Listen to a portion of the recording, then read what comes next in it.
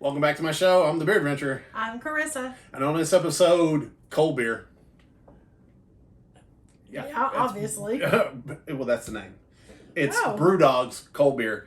This is their crisp golden lager. So, it's 4.7% alcohol. And I've been trying to do some more BrewDog stuff because I got out of the market and I've been picking up a couple of things because it's really, really hard for us to get BrewDog in our market. Now, it used to be an import beer. Okay. But now they moved over to the United States and they're making them in Ohio too. Nice. So that's kind of cool. I think it's kind of weird that like we took macro brews over there and they've taken a micro brew over here. Over here. Yeah. Okay. Smell it out of the can. That's what's up. Mm-hmm. Smells crisp and golden. Hard pour, I want to see that head. See what I got here. And that should come right to the top there. It is golden. Tis golden. Now it is less than 5% alcohol beer out of a can, so we're gonna. Yeah, I could drink that. Yeah. Best served ice cold. Well, I just got out of the refrigerator. I'm not going to put it in the refrigerator. I've messed that up when I was a very young beer drinker. Oh, it'll get a little colder. Nope, pop the beer. That's a lager.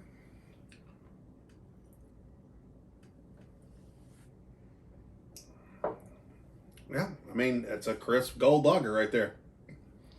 Chris is not a huge fan of the gold lagers. Not really. I say like the golden lagers are what you have to take them for what they are. They're not malty. They're not that hoppy. No, I'm not a fan of the flavor of a golden lager. Yeah. Because there are some lagers that she does like. They just tend to be darker beers. Yeah. Chris is kind of my high alc darker beer girl. Yeah.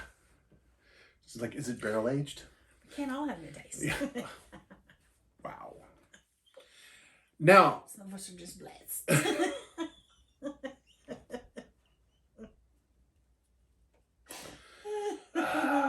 Okay.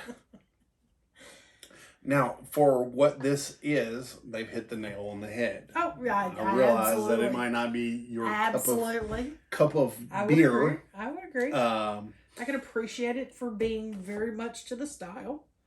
Mm-hmm. It's just not my style. Understandable. Understandable. I'm still drinking. It's just like the wheat beer with coriander. Don't do it for me. No, like the citrus wheats, I can drink those all day. The coriander wheats, negative. Now, I kind of like the beers like this because this is what I started drinking beer at before I really got into. First, I got into import beers, and then because I could get them, and then got into more of the craft beers and stuff. And you got into a lot more of the different styles. But as far as just a golden lager, like this hits the nail on the head. It's crisp. It's clean. Oops, yeah. It has that golden lager aftertaste. I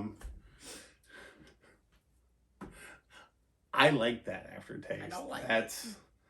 I don't like the front end. I don't like the back end. it's.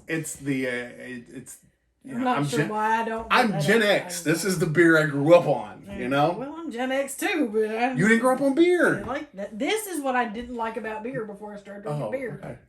This right here. Okay. Yep. This was what I like horse pee.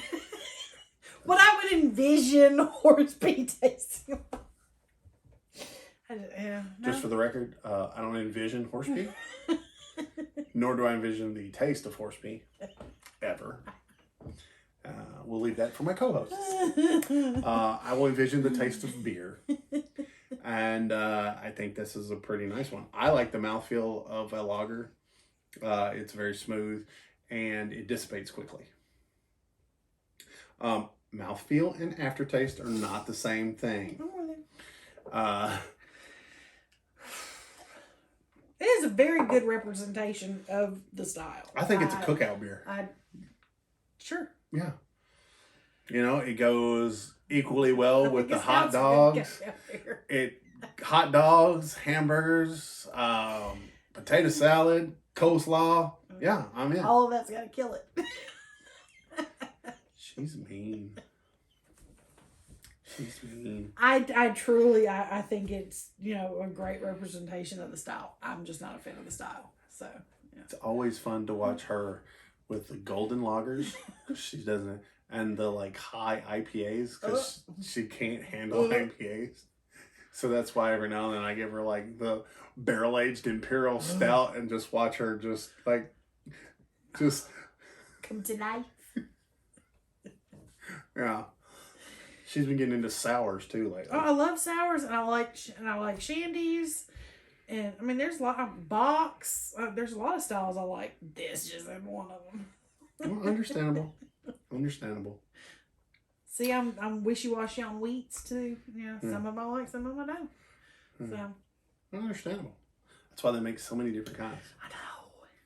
But thankfully, she understands when somebody does a good version of a style. Yes. Yeah. I mean, I'm not knocking. Yeah, I'm not knocking the quality of it whatsoever. It's just not my taste. Yeah. So. Okay. Well, if you've enjoyed this video, which is completely non-biased, we're not sponsored by anybody, but if somebody wants to sponsor us, I mean, yeah, okay, cool. I'd love to, drink your beer for free. I'll tell you exactly what we think unbiasedly. So if you're enjoying this, like I said, give me a like. If you subscribe, you'll get to see me torture my friends. Sometimes torture 3 times a week. And then we give them a pumpkin beer and it's all fair. Oh. See, can't do pumpkin. I can do them. I just don't enjoy a lick of it. I will see what I can find to put in the description. Also in the description, you'll find all my social media and merch links and stuff like that. If you'd like to comment and talk to us about this beer, did you like it? I did. Her not so much. I like to talk to the subscribers and even just the casual viewer. Oh, yeah. How do you feel about golden lagers? Yeah. I like them. I don't. Okay. At least y'all didn't get that. Yeah. So, let's go ahead and get into our rating style. So for me, always the most important thing in my ratings is, did you dig it? I did. I did not. Okay. Would you have another? I will. I will not. Do you think it's pick 6 worthy? Okay. That's not a bad thing. Is it pick 6 worthy? I think so. Absolutely, it's pick 6 worthy. Would it have food pairings? I think this would be a great summer beer. I mean, this is kind of an everyday. Yeah. This is okay. That's how Grandpa's sitting on the porch beer. This is a microbrew's replacement for that macro lager, the Bud Miller Court. Those kind of things. This is it's more flavor. It is. It is. Oh, yeah, I would definitely say it is more flavor than those. Yeah. Yeah, it's the craft version of those standby big beers. Yeah. And I think that's what I feel like that's what they were trying to do, and I think they did a good job of it. I think so as well. Right. I do. Okay. So, does it have seekability? If it's not in your market, it does. And if you're into that kind of beer, I suggest you find one because I thought it was pretty tasty. I mean, I was drinking mine slow because I wanted to cheers, but I wound up with the rest of hers. Well, I can just pour some of mine in yours. That's no problem. Okay. All right. So. We can go have these. We'll just. No. Just leave me enough to cheers with. On my 1 to 10, 1 pint to 10 pint ratings, I'm at a 7. I would say it is definitely a 7 for the style and what it represents. For my taste, it's way below that, but that's irrelevant. Understandable. Yeah. I mean, you know, I don't want to rate it low just because I don't like that kind of beer. you're rating the quality and the style of the beer and the adherence to the style. I think it's definitely a 7. That's what I am, and you know, I think it's tasty. It's not. I mean, not every beer is for everyone. That's right. I mean, that's why there's so many beers out there. Yeah. So just keep drinking until you find one. Yeah. Until you to your next beer adventure. Cheers.